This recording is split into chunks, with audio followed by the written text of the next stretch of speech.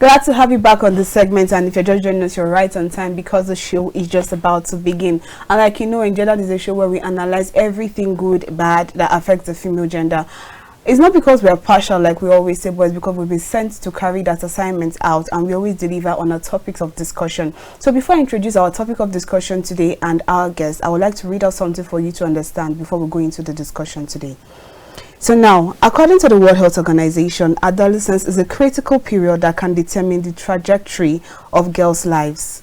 It's a stage at which key investment and support can set girls on a path toward empowerment, or when discrimination, recurrent constraints, harmful practices, and violence can send them down a negative spiral. These come with lifelong consequences, not just for themselves, but for societies and future generations. However, the girl child all over the world has encountered some form of challenges as a result of cultural, religious, political, and social beliefs. These challenges quite naturally, in some cases, have made the girl child an endangered species. And based on this, we're going to be discussing the girl child and her future today with Judith Nyior. She's the Associate Director, Core Development Initiative. You're welcome to the show. Thank you. Well, it's good to have you join us on the show. Thank you. I'm so excited to be here today. How are you doing? I'm doing well. I'm okay. How is the present Nigerian thing? Is it affecting you in a way, or?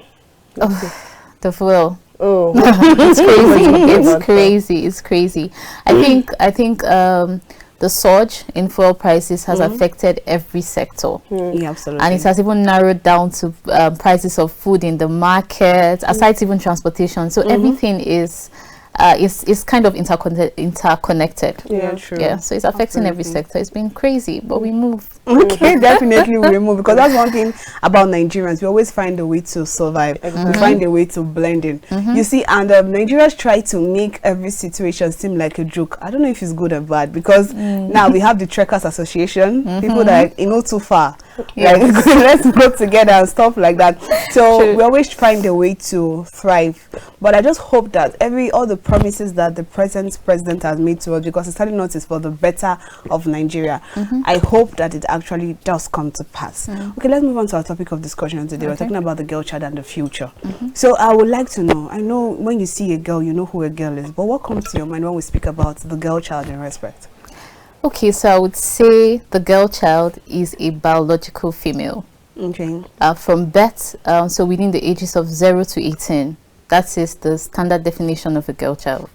Okay. Yes. So now if we're talking about the girl child and her future and the future, I know there's been so many emphasis on fighting for the girl child, advocates for the girl child. Why do you keep emphasizing for the girl child? Because the noise is not as much as what happens with the boy. We don't hear, very true. We don't always hear, we're fighting for the boy child, the rights of the boy child. Sometimes it comes up, but predominantly we're always talking about the girl child, the girl child. So why are we always making the case for the girl child? I won't say, okay, so it shouldn't look like I'm partial because I'm female. Yeah. But cases are being made for the girl child because they are a vulnerable population. Okay. So if we look at out of school children globally, we have about 130 million girls compared to the number of boys that are out of school. So, you know, we have several cultural practices that influences how a girl child is raised.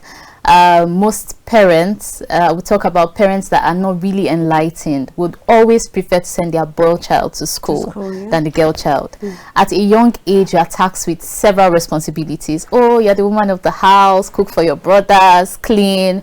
And so I'm just talking about that in a general context. The girl child, if we're looking at vulnerable population in the society, the girl child falls a lot under that sector. And why so? Why is the girl child falling as vulnerable? I believe there are guys too who fall vulnerable, who should be considered, or they should be considered as vulnerable too. Why is the women or the girl child most considered vulnerable? Okay, so I'll address that with a conversation I had with a colleague.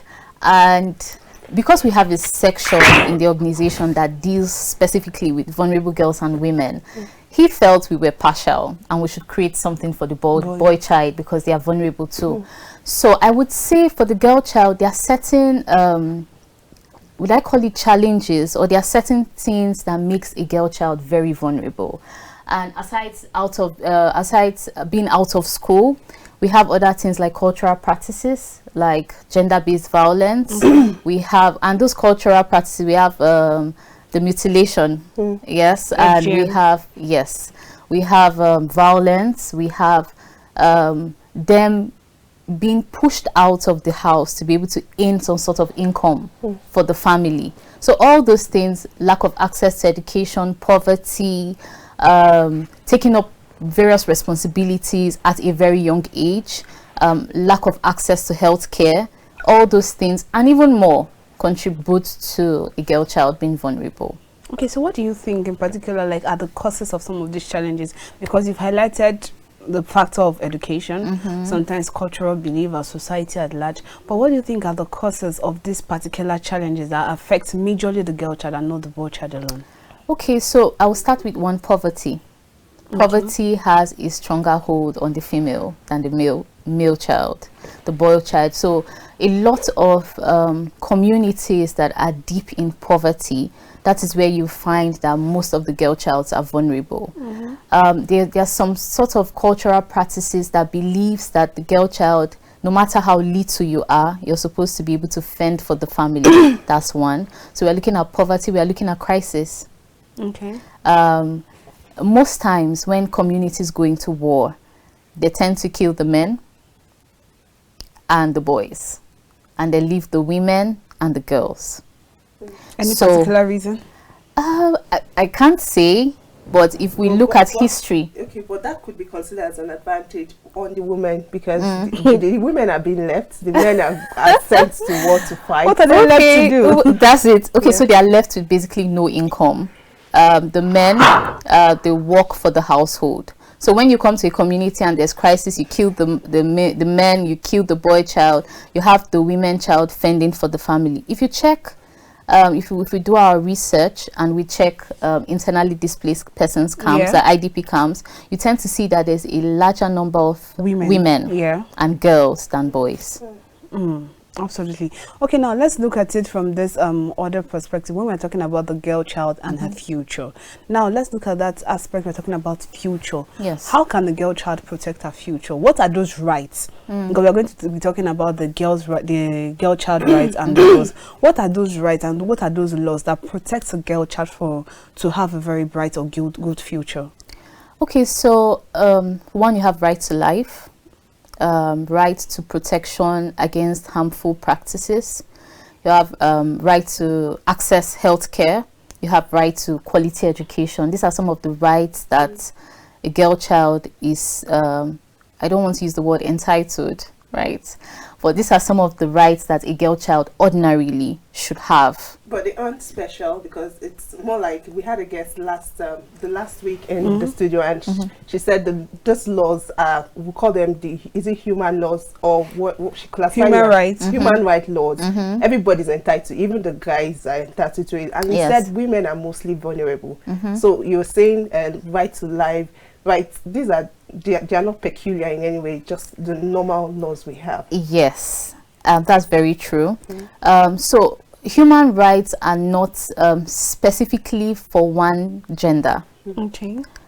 Every human being is entitled to right to life. But when we are talking about peculiar challenges that affect the female child or the girl child, that's when we now look at specific things that ordinarily a girl should have. A lot of girls are being trafficked. If we look at sex workers, a lot of girls are being trafficked at a very young age. I don't know if that happens to boys too, but if we look at sex trafficking, a lot of girls are being trafficked. Some people say they are good for the market. So things like that, a girl should be free to live without the fear of being harassed, without the fear of not going to school. That's why I said typically, if we look at most communities, and I'll say rural communities, even sometimes a lot of modern households still hold very dearly to these beliefs. A girl child is likely not to go to school in a family that is drenched with poverty. They would prefer to send the boy child to school. So all these rights, like right to education, protection from harm, access to affordable healthcare or good and quality healthcare are some of the rights for girls. But do you think people are now getting reawakened by the fact that the female gender ought to go to school, ought to be educated, unlike what we used to have before? I would say yes. I would say yes. I want to say yes and no, so I'll just stay on that maybe.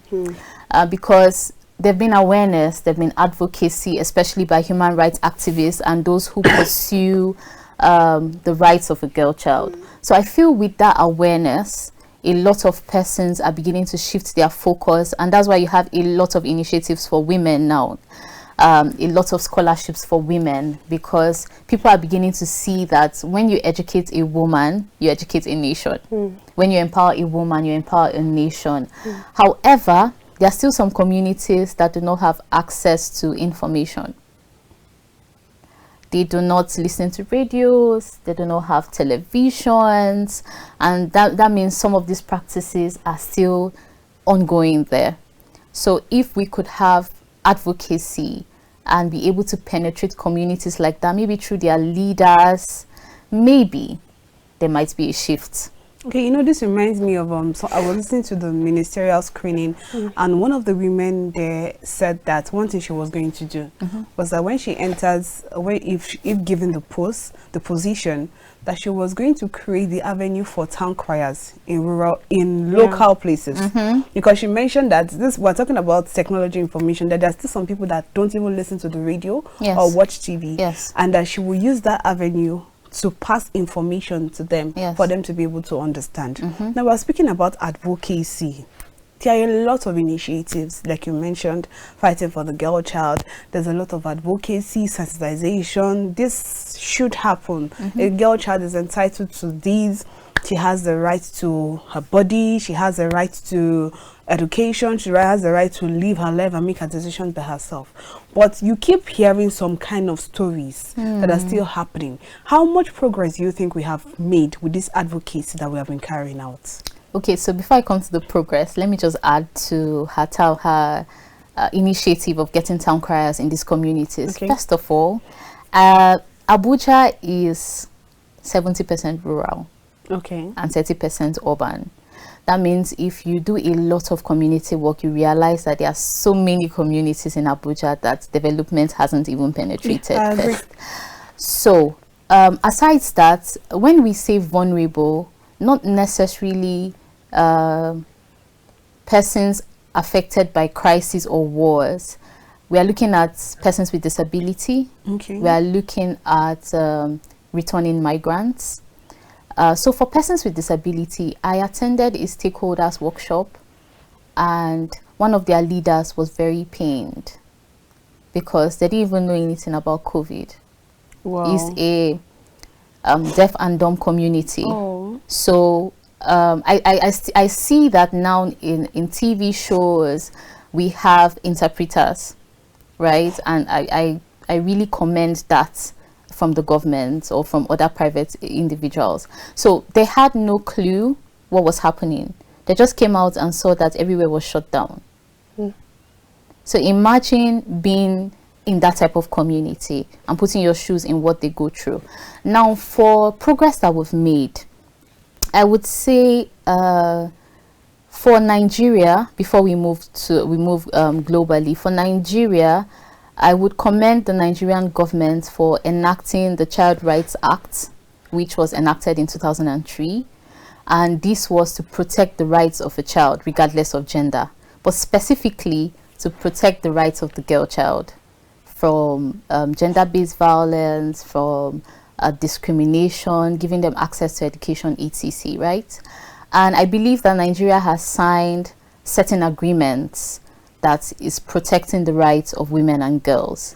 Then if we look globally, we can see that the United Nations has drafted out an agenda, basically the SDGs, Sustainable Development Goals. And Goal 5, which is gender equality, is focused on ensuring that there is equality. Women are empowered, girls are empowered. They have the rights to these basic things, the right to life, the right to education, the right to protection against harm, etc.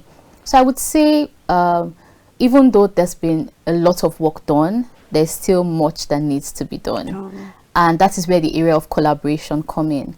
We cannot achieve so much if we do not learn how to work together. There are so many non-profits, there are so many initiatives of the government, but what you realize is that there's duplication of efforts. True. So the best way to handle situations like this is to work together. Non-profits we should learn to collaborate with each other. If there's a project you're doing on women empowerment or girl child empowerment, I should build on that project, not necessarily duplicating your efforts in the same community where you worked. So I believe with collaboration among relevant stakeholders, we would be able to tackle these challenges. Okay, you know, you just reminded me of something. I went for an event someday, and then a lady mentioned the fact that her organization was doing something. So I represented media there. Another person, she represented the organization, and we had some other prints and the likes there. So she emphasized on the fact that most of the time, some people feel like it's a competition. Sometimes, right? Yes, true. That maybe you're doing something, I need to start mine. Forgetting the purpose for starting it. Because I wanted to ask you this question about, despite the fact that there's been a lot of advocacy. For example, let me give the story.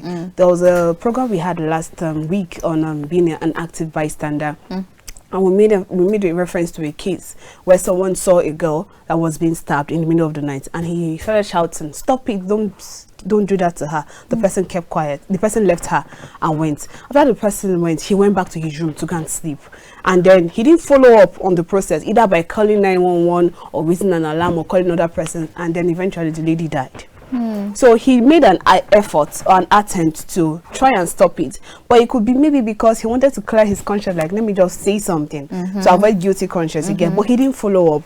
So they emphasize the importance of follow-up. Now I want to ask, if we're talking about advocacy, sensitization, empowerment and all these things, how well do you think we're doing? Because like you mentioned now, I see you are doing something. It's awesome. Victoria sees it, that is awesome, and she wants to start her own because she feels like she wants to solve a problem, but not going to find out the particular problem that is in that community, and it comes up, and then it looks like we're trying to do something, but we're not making an effort, or we're not seeing results for what we're trying to do. So why does that actually happen? Because I know you belong to a sector that's a non-profit, right? Yes. Why does that happen? How can we tackle it? How can we emphasize the fact that we need to collaborate? It's not just about coming out to say, I represent this organization and this is what we do. But we actually have to have results for what we are doing. So how do we handle this? Okay, so first off, I would say that before you implement any project, you need to do a needs assessment. You do not assume people's problems for them. Okay. For example, if I just select 5 communities and I say I want to give them water, what if they enjoy fetching water from the stream? What if what they really want is sustainable agriculture, something to help the farmers?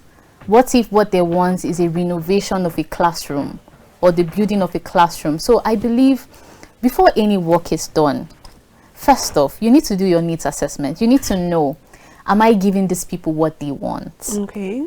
Because guess what? If you go there and dig the borehole, nobody will stop you.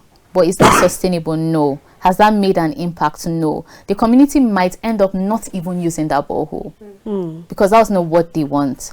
So what I would usually say is that because we are working in the non-profit sector, you have passion for what you're doing. You want to make a change in the lives of your beneficiaries. Do not assume their problem for them. Always go to the communities, meet stakeholders. In most of these communities, there are community chiefs. There's a woman leader. There's a youth leader. Meet stakeholders like that. Discuss with them. Ask them. Make your findings. Oh, what do you need? And then with whatever findings you have, you can now develop an impact-driven project for them to succeed. Now, in the area of collaboration, the sky is very big, right? There's something called healthy competition, right? And then there's collaboration. So, if I want to do advocacy, because I see that somebody else is doing advocacy in itself is very big. Like the guy that you said, he saw somebody trying to stab a lady, and then he said, stop it. There are some people that's what they do. They bring awareness. That's one aspect of advocacy. Okay. Then there's another aspect of advocacy that they follow up with the awareness that you have created. Okay. So if my own advocacy is just to create awareness, right? And then I now find people in my corner or other non-profits in my corner who would follow up with the awareness I have found and implement those changes for them. For example, I'll use my organization. The advocacy we create is awareness. We go to a community, we find out what is happening, but we do not have centers for taking out these girls who are experiencing maybe gender-based violence or any type of abuse. We do not have equipped centers or homes to bring them out of that place. But when we collaborate with an organization whose other objective is to rehabilitate them, provide trainings, help them with their mental health, knowing that we work with these organizations, we are both fulfilling our mandates. I create awareness, I identify the girls, you as an organization, you bring them to your home, you rehabilitate them, you help them with their mental health before they are sent back equipped. Now, there are other people that they only help with rehabilitation. Then there's another sector that does empowerment. So after you've created awareness, you've brought the girls, they're in the homes, you've taught them, you've helped them with their mental health, there's maybe another organization that would now empower them with skill sets, so that by the time they leave, they would be able to start businesses of their own. There might even be another organization that their own is just provide empowerment kits. So you see, in this process of working with girls, I've mentioned different types of organizations. Yes, so awareness creation, bringing them in the home, rehabilitating them, empowerment trainings, and then provision of startup kits. So that's where collaboration comes in. Before you even start your non-profit, maybe you have passion for this, even as someone who you are interested in the plights of people, you want to help them. I will always advise that you do your research. What type of services do you want to provide? Are there people doing similar things in the industry that you can collaborate with rather, so that when you profile these solutions, there will be collaboration, and you know that the end result, you've gotten the impact, because awareness creation in itself is not sufficient. So I would strongly encourage collaboration. Non-profit, civil society organizations should collaborate with each other. I know you said that based on what you said so far, the sky is big to accommodate everybody. And sometimes when I see some of this non-profit organization, they're everywhere. Yes. See them in small scales, large scales, and the rest of it. I begin to wonder.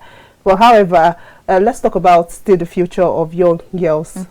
Now, one of the issue, aside from education, let's say a girl goes to school, now is the form of getting an equal opportunity with their male counterparts. For instance, I get a job, and sometimes you're not even paid the same thing.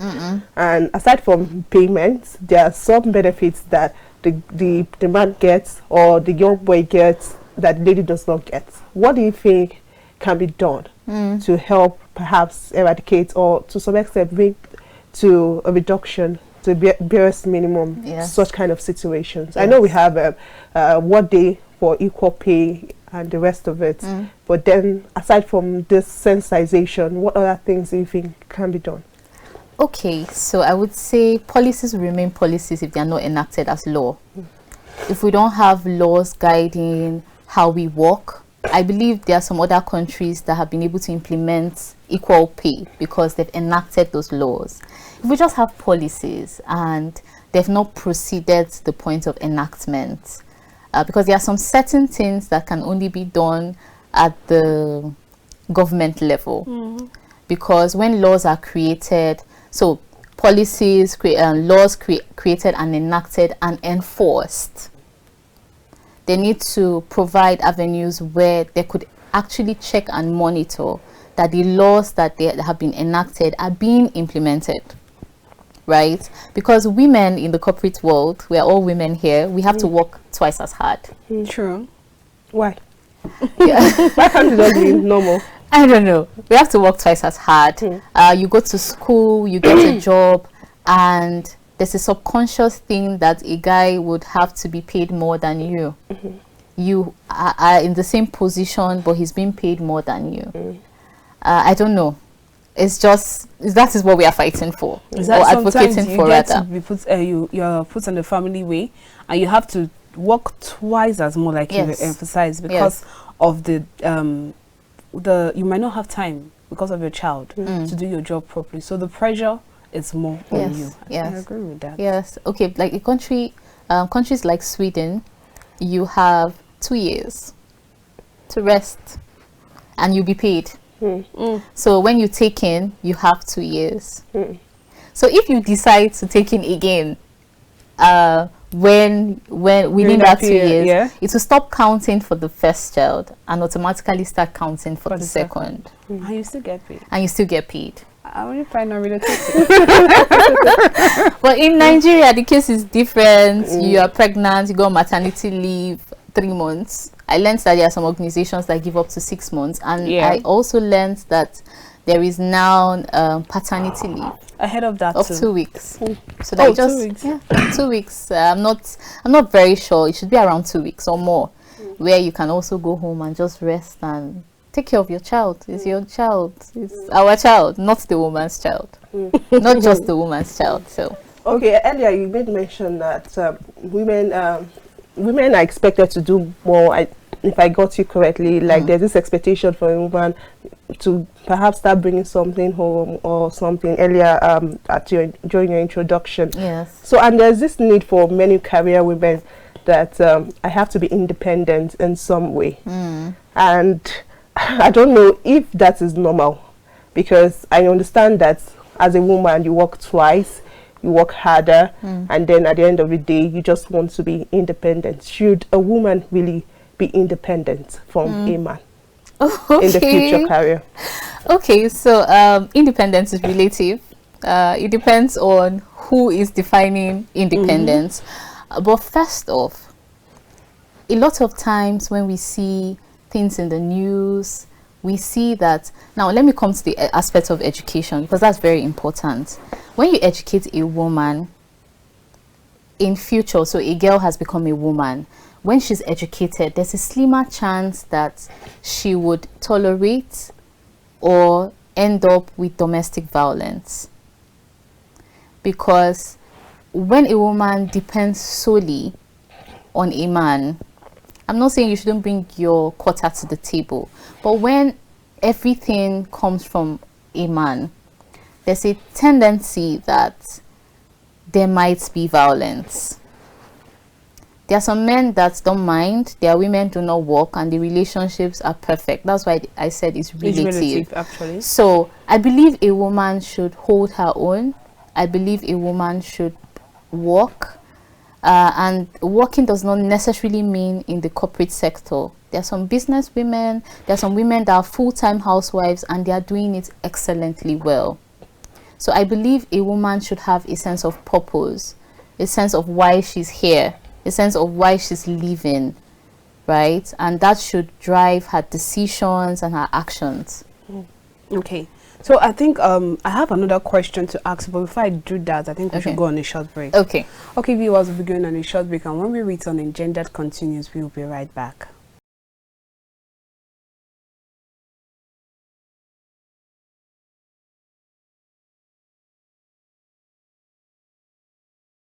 Welcome back. If you're just joining us, it's still Engendered, and we've been discussing, of course, the topic girl child and her future, and we've been doing this with our guests in the studio. Ma, before we went on that break, we were discussing about education. However, I want us to move to the part of the rights of girl child. I know most times we focus on education for a girl child, we focus on gender-based violence, but often the times it seems as though the issue of rights, laws and rights are not often spoken about. So I want us to perhaps understand the concept of right, because when a woman tells a man, I have a right, it seems as if you want to rule over him. Or if you tell your male counterpart in the office, I have a right as a lady, it feels like perhaps you want an advantage point perhaps, or something. It just means that you want to be treated specially. Okay. So help us understand, where, at what point should we say we have a right? Because the men too have their rights. Like I said, it's human rights law. Yes. So it's not just about the women. So at what point do we begin to say, oh, as a lady, I have a right, and my rights should be trampled upon also? Okay, so I would say, so there are different scenarios. One of which, if you're being discriminated, there's a meeting in the office and you're not allowed to speak up. Or you work so hard and you don't get a promotion. And you're supposed to get a promotion with someone else, and that person gets the promotion and you don't. You're being given sexual advances that are not that are inappropriate. You're being called certain words that are not appropriate, inappropriate. When you find yourself in situations like that, it's always important that you are able to speak up for yourself. We spoke about unequal pay. A man and a woman, the same role, join the company probably at the same time, and the man tends to earn more than the woman. In a situation like that, you would need to speak up because your right to equal pay has been violated. If you are not allowed to speak up, you're being discriminated against, you're being, you have some side remarks that are made about you, you need to speak up to say, I have the right to contribute my quota, I have the right to speak, I have the right to air out my opinions as a human being, and I would not tolerate that right being taken away from me. So things like that. So rights should not be abused. Rights should not be abused. Like you said, some people or some men think that when a woman says, this is my right, she's trying to lord over him. So rights should not be abused. Rights should not, and I'm speaking about rights in general. When situations like this happen, as a woman, and you face it, you should be able to speak up for yourself. You should be able to say, I work twice as much, I work hard for this, and then this is my right to be able to get what I've been able to work hard for. Okay, still talking about rights and protecting the girl child to ensure that she has a bright and good future. How do we address the issue where a girl child is being sexualized or objectified in respect to, let's say, sex for grades? You're qualified for a job, and the only thing they're saying is you have to sleep with me before I can give you this position. You know, I thought that had stopped. I thought it was a Nollywood movie until I had friends narrate to me that this is their experience, and I'm really shocked. You have cases where you have applied, they tell you you're qualified and everything, but the criteria for you to do this is that you have to sleep with me, or already you're coming in and they feel like because of the kind of body you have, you're going to be, they just make comments like, this your body go, it will be good for this kind of job, maybe marketing and the likes of them. Or people are even scared, the female gender is even scared. Some people are scared to even go into the line of marketing, because once you delve that into that sector, they just see it as this girl. You're not just marketing the job, you're marketing yourself too. And then even the men, potential suitors, start to get scared of you. They start feeling like, for this kind of job that she's doing, maybe she's into this kind of thing. Talk about the media. We're in the media here, and I hear people say things like they attribute girls and media, like they attribute them to in respect to prostitutes. Like yes, people make such comments like that. Someone told me, well, that is why you don't always see so many media girls married. And I'm like, really? That's crazy. They made that comment. They say they get to meet a lot of people, a lot of men, a lot of these, they get to market and stuff like that. So now, how do we walk around that narrative? How do we change the narrative? Don't objectify us. We are human just like you. We don't see the men and tell them that I feel you'll be good in bed, that kind of stuff. At all. But you just see a girl and feel like maybe the way she's walking, the way she looks, or they related to maybe from a particular tribe, you'll be good in bed and stuff like that. So how do we work on changing this narrative to make it look like there are also male marketers who says they're not doing the same thing that you are accusing us of doing? Do you get? So how do we change this narrative and work on it so that if I get to a place, let me give my quota. If I'm qualified, you pick me. If I'm not, you let me go. I go, I write my test, I score, a good score, you give it to me. You don't tell me because I'm a girl you reduce my score except I sleep with you. How do we work on that? Because that affects the future of the girl child. Because if she's damaged at the point where she's being groomed, then it's going to affect her future. Okay, so talking about that, I would say awareness creation. Okay. And I'll bring the media into this, because people say a picture speaks 1,000 words, but I would say a video tells a story. So if there's awareness, especially via the media, and that's why you have a lot of these skit makers making videos online, people will watch these things and it will begin to change their narrative. It will begin to change. It's a mindset. It's a mindset thing that you see a lady and feel she is sleeping around, and that's why she's successful. She buys a car and you automatically feel that there's a zaddy somewhere, right? So I feel awareness, either through short films, either through documentaries, either through flyers, even awareness in the home, right? Having communication with people, with your male friends and all, to just change that perception. If you look at a lot of movies, you see that these stereotypes have been displayed there. Yeah, true. And when stereotypes are being displayed over and over again, people begin to see it as normal. That's normal, true. And that's why there's a lot of discrimination. Oh, you're a marketer. Oh, you even work in a hotel. That's the worst. You work in a hotel. That means you have a room. You have a special room in the hotel. And this is somebody who is trying to feed for herself, send money back home for her family, putting her best foot forward. So I just believe awareness creation has been a mindset in our economy for a long time, right? So I feel awareness creation would really help people to begin to see things differently. Okay, let me add to what Chidinma said, but I want to take it to a different part. Do you think gender roles, like a child, when a girl child is born, she's expected to perform some gender roles? It's either she's sweeping the house, she's washing the plates or cooking for the family and the rest of it. So if she's not doing any of this and she's just pursuing career or buying cars or buying lands, because I was speaking to someone and he said, it's a man in quotes, and you'll be surprised that women also believe or share the same narrative, that once a lady gets land and drives a very big car, no husband, forget husband. So if you want to get married, just cut down your exuberance lifestyle or your stylish lifestyle in a way, because if you begin to wear too much expensive things, have many assets, no man is coming for you. So do you think like gender roles, the way we've been nurtured from the very, very scratch has contributed in a way? And how can we actually address this? Because it's an issue. I cannot be a human being and not want to have cars and houses. Okay, so I'll say first of all, it starts with the family unit. Okay.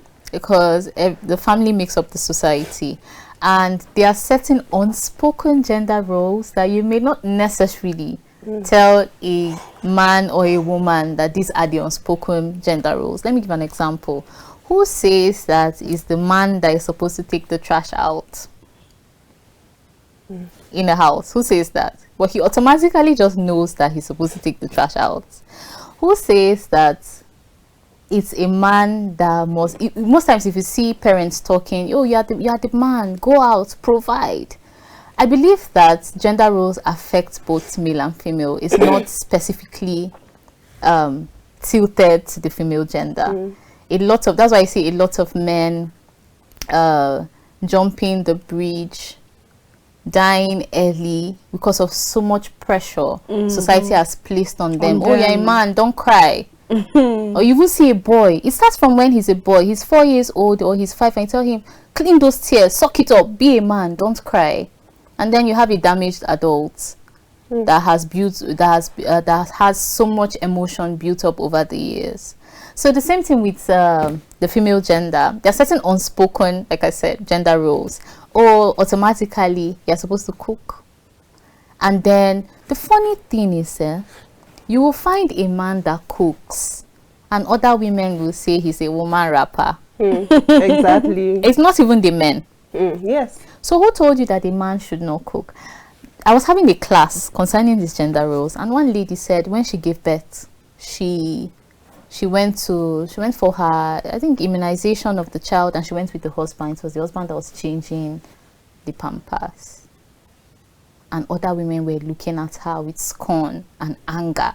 And they asked the man, where is your wife? Why are you doing this? But it's his child. Why shouldn't he do it?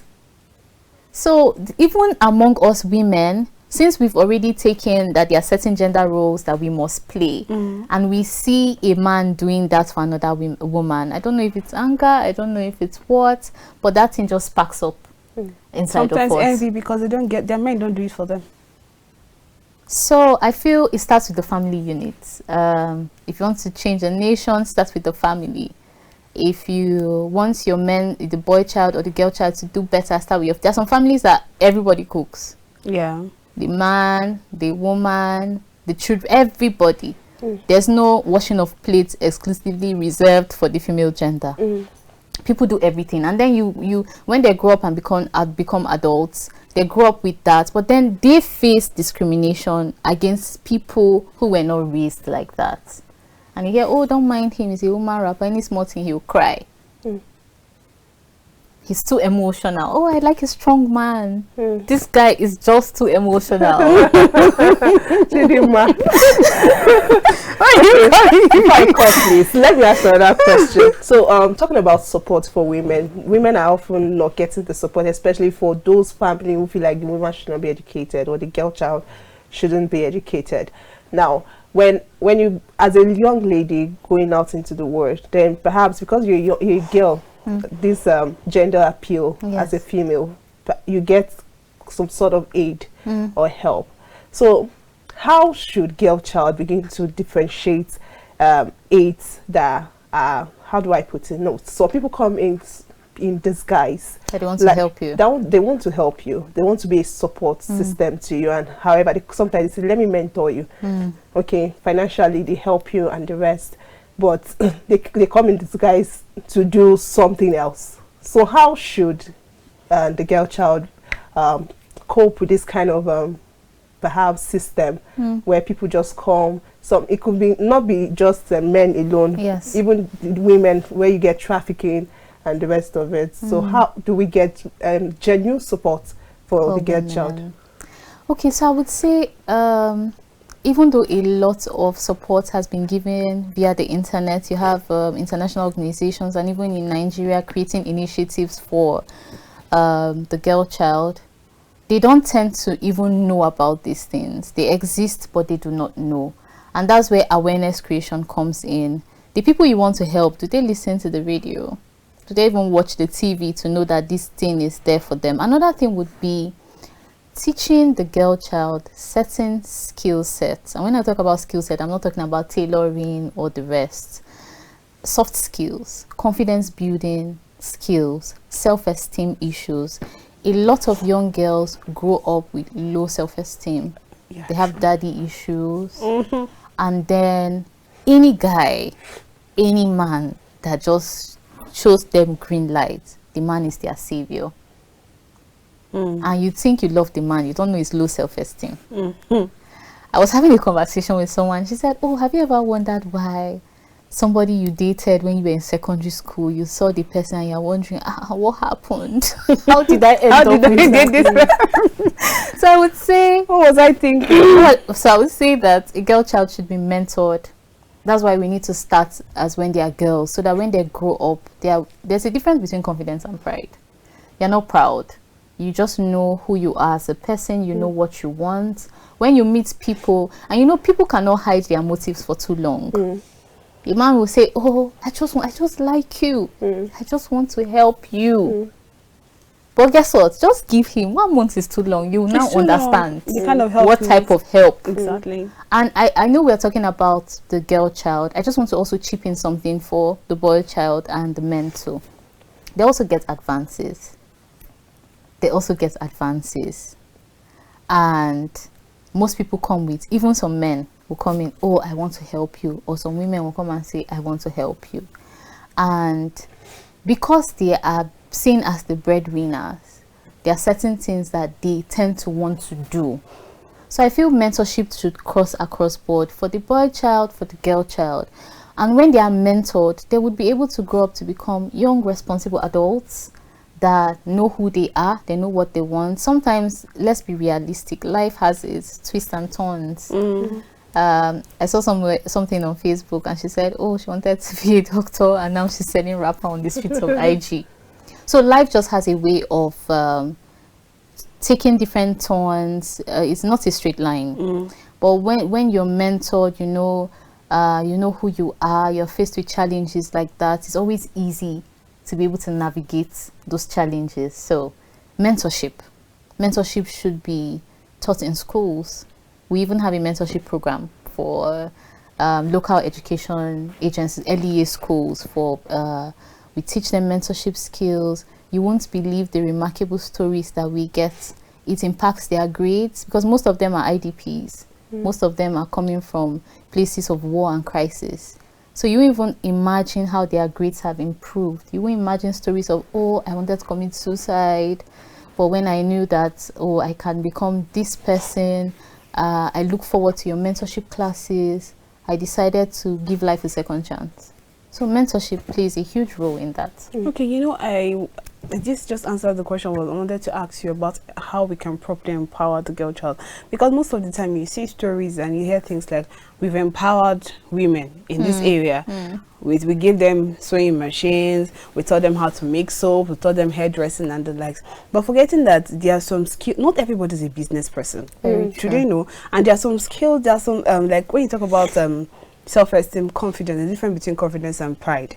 There's this confidence that you need to have as a business person to be able to convince people to even patronize you and buy your market. But if you don't have those basic things and then you want to go into that place, you find it difficult. You see that within 1 month, 2 months, you're tired and you're fed up. So I would like us to go to another aspect now, speaking about advocacy for the girl child. We see NGOs, CSOs going out talking about, we went to this school today and we spoke to them about this, we shared condoms for them and stuff like that. Now, there was a particular story that I saw where some people were complaining that why are teenagers encouraged to protect themselves and have safe sex instead of just abstaining from it. So they were complaining that the advocacy that they're getting wasn't doing them good because they feel it's going to damage the girl child for them. So now, is it safe for us to say, okay, let's actually advise these people or advocate or speak to the children and tell them to protect themselves while having sex, or should we preach abstinence for them? Because it's coming out because some parents, if I check my phone and I want to use the correct words that the parents use, sorry, let me get it. It says here that, my question is this: would a good father or mother encourage their preteen or teenage child to indulge in safe sex and most probably come out damaged and battered when the child is not so mature and is unready for emotional stress, which accompanies an active indulgence in casual sex? That's what it says. Then it says that it is sad and outright disgusting that rather than promote abstinence for unmarried teens who are still children, by the way, some activists are going out telling the children that they are free to use condoms and have safe sex. So how do we balance that? So I'll prefer to sit on the fence. So I will speak for both sides, right? The truth is, a lot of these kids are already having sex. And this is hugely influenced by the media. Newsflash. So maybe growing up you played with sand, but these kids are watching things. They have phones. Some people did not get phones until they were in the university. A child has a phone in primary 5. What do you think they are watching? That's one. So I feel that, I know I've never been a parent, but I know parents juggle a lot. They try to fend for the family. They are still trying to raise the kids. But I want to encourage parents to watch what their kids are doing. We have put the hands of our children in the hands of advocates. They will say what suits them. Absolutely. So you are thinking your child is innocent. Your child is actually not. Because most of these advocates, when they have conversations with these kids, they hear things. True. And it could be what they've heard that may have informed them to do sensitization and give the kids condom. But another part I want to talk about is this. Even condom, there are some sexually transmitted diseases that it doesn't prevent you from having. So there's nothing even like safe sex with condom. We are aware of that, right? So you have genital wax, herpes, that is transmitted even when you're wearing condoms. So how do you prevent that? So I'm talking about, that's why I said I'll sit on the fence. Now, I also believe that if kids really know the dangers of not abstaining from sex at that young age, there could be a high chance that they would prevent themselves from having sex. First of all, as a child below 18, your body is not even prepared for that. And then you go and start having sex, your mental health is affected, you grow up and you're wondering why you're a depressed adult. Because your body is not even ready for that. So let's also even talk about the fact that just because you're using a condom doesn't mean that the girl will not get pregnant. We know that, right? And so I believe that the work starts, that's why I said every work starts from the family unit. What are your kids watching? Even cartoons these days, you feel cartoons as they are no longer safe. They're not safe anymore. They're having sex in cartoons. Homosexuality I know some parents that will watch cartoons before allowing their kids to watch because they want to see it end to end. There's so much that you may not be able to do as a parent, but there's so much you can also do. Maybe if that's and a lot of parents are so afraid of having these conversations with their children, but they're already hearing it from outside. If they don't hear it from you, their friends will tell them. Imagine two people that are still experimenting. One person is giving another person advice. So I think it starts from the family unit. I'm not saying the advocates that give the condom should be scrutinized. Maybe, just maybe, they did that because of the information they had from the kids, and they felt, okay, since you're already doing this thing, why don't you practice safe sex that is not even safe with the condom? So in essence, it is safe to discuss these things with your young ones. What things? The issues of matter of sex. Okay, yes, I feel you should have those conversations. There's a lady, an advocate that does sex education for kids at different ages. She even have summer camps that she teaches parents how to have those conversations. Now, the conversation you have with an 18-year-old is different from the conversation you have with a 5-year-old. Maybe a 5-year-old, you tell him, nobody should touch you in certain places. If one uncle says, sit on my legs, let me touch you, it's your property. Nobody should take advantage of that. It could be conversations you have with them at that age. Maybe when they get to 10, you tell them, okay, who is the girl in your class that you like? And maybe you have conversations around, oh, okay, it's okay to like a girl because it's normal for you to develop likeness for somebody. But I want you to understand this and this and this when you want to, just so that you have an idea, so that you won't do try and error. So it's a whole round conversation for another day. Thank you so much. I think we should have more time to discuss this actually. Thank you. Thank you for this insightful session. I think I have learned a lot, especially the fact we're talking about collaboration, because my question every time is this: there's a lot of advocacy going on, sensitization going on, and then why are we not getting the results? The result is not equal to the kind of energy they're putting into it. But I think you clarified that for me. Thank you so much for this session today. Thank you. And I also want to add something. I know I had said it earlier that do not assume people's problems for them. Don't go to a community with a solution in mind when you don't even know what they need. The advocacy and awareness we are creating, have we found out adequate data that this is what these persons need? I think that would help us a lot. Okay. Thank you Thank so much you. for that. Okay, viewers, we've heard it from our guests. We have a lot to do in protecting the girl child and her future. You have to start from when she is little. You don't start grooming a child at 18. The child has been groomed by other people already. So you have to start from when they are little. Watch what they do, ensure that they have the proper they have the rights, their access to education. Give your girl child the opportunity to be outspoken. Don't hush them up. Sometimes you see some people tell them you're too outspoken, you talk too much. Can she be expressive? They tell you things like a girl is not meant to be heard first and stuff like that. Give her freedom of speech. Let her say what is on her mind. Let her be the girl child that she ought to be, and then her future is going to be okay for her.